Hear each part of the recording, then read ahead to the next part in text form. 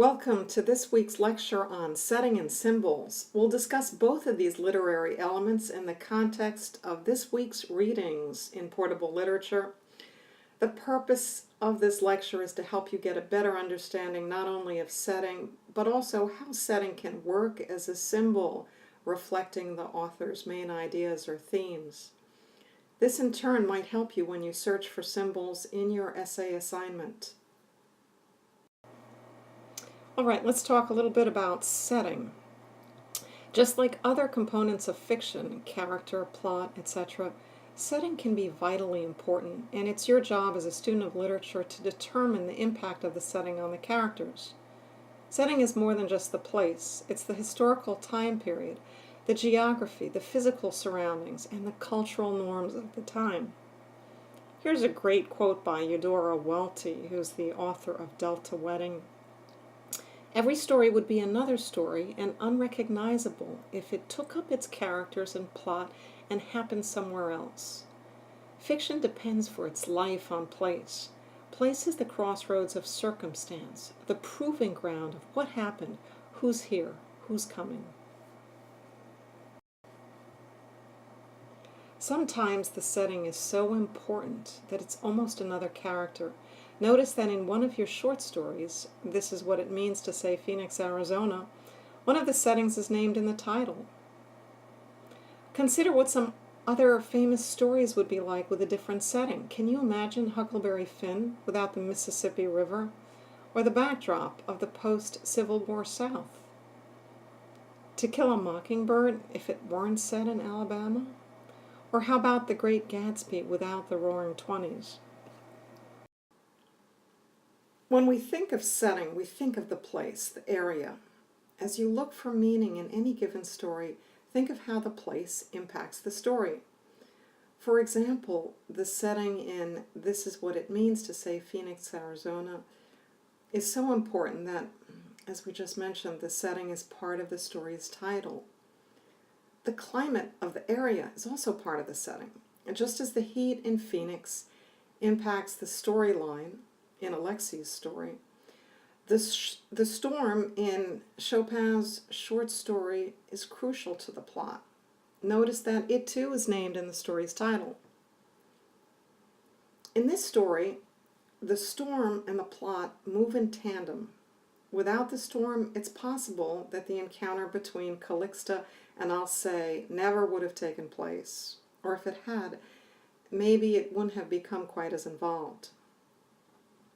Finally, the place consists of the surroundings. In the yellow wallpaper, which you'll read in a couple of weeks, the surroundings of the room actually become the story's antagonist, at least in the mind of the main character, who progressively becomes insane.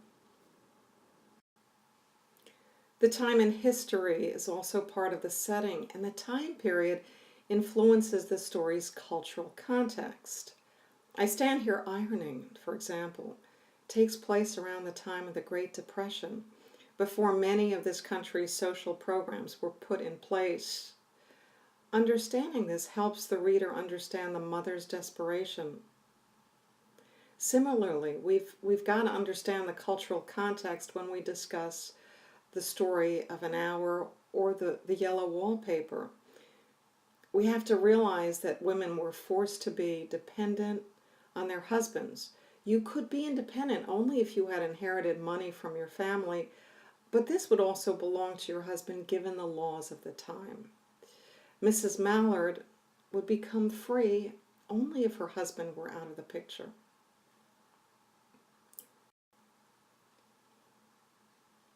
Time of day is also part of the setting.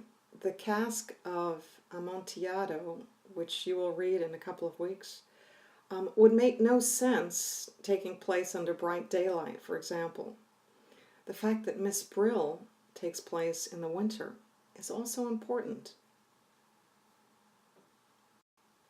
So let's discuss the comment I just made. The fact that the Miss Brill takes place in the winter time is important. Why is it important? Well, in literature, the setting connects to the theme. The setting can affect the mood of the story and also provide symbolic value. So Let's look again at Miss Brill. When she starts her walk, she's exuberant. Her perception of the weather reflects this.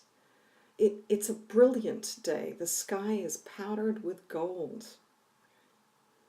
But the description also warns us of a possible shift in mood. The air was motionless, but there was just a faint chill. So what is a symbol? A symbol is something that has meaning beyond the literal or obvious meaning. And it adds a layer of meaning beyond what's being described. Notice at the beginning of The Story of an Hour, we're told that Mrs. Mallard has heart trouble. So we can understand this literally. Maybe she has an irregular heartbeat or a weakened heart. But as we read the story, we realize she doesn't really love her husband, and it occurs to us that this heart trouble might represent trouble with love. So in this case, the heart functions as a symbol that adds another layer of meaning to the story. It's as if the author is providing us with clues that we have to uncover. Note that symbols are suggested when the object or idea appears more than once. It's tempting to think, for example, that a bird Mrs. Mallard sees is a symbol of freedom, but usually something is a symbol if we see it several times. So if the author had added a caged bird in Mrs. Mallard's room, and she saw the birds flying freely outside, then we might have a symbol. It's easy to spot conventional symbols. So these are the symbols that we're all familiar with, that white represents purity or innocence, and a bird can represent freedom, a rose can represent love. Think of a rose for Emily, for example.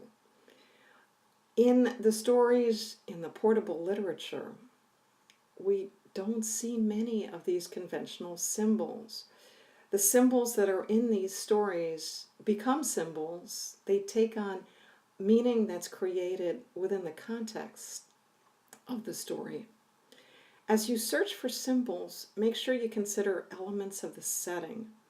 Remember the arroyo and golf course in The Secret Lion. Both of these are symbols of the story's theme, the fact that things really aren't what they seem to be once we have knowledge. The arroyo is really a drainage ditch, and the golf course is not heaven or some magical place. Okay, that's it. Good luck with your essays.